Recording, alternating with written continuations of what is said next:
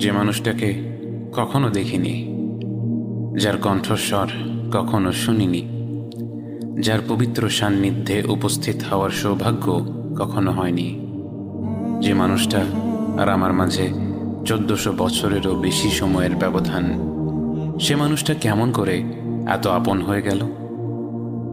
যারা বোঝে না 21 শতাব্দীতে বসবাস করা শত শত কোটি মানুষ মধ্যযুগের আরব সমাজের একজন ব্যক্তির প্রতি এত টান অনুভব করে কিভাবে, তাদের কেমন করে বোঝাবো ইয়া রাসূলুল্লাহ আপনাকে কেন এত ভালোবাসি?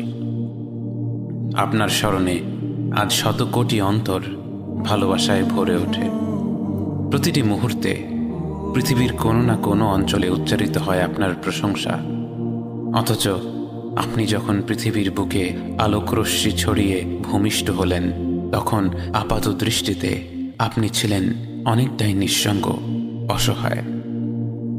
জন্মের আগেই বাবা আব্দুল্লাহ ফিরে গেলেন আল্লাহর কাছে। বয়স 6 হতে না হতেই হারালেন মা আমিনাকে। তখনও নিষ্পাপ শিশুটি বুঝতে পারছিল না যে মাকে কেন্দ্র করেই জীবনের সব কিছু, সেই মা চলে যাওয়ার মানে কি।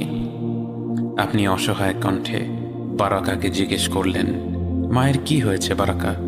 বারাকা কি করে আপনাকে বোঝাতো আপনি কি হারিয়েছেন?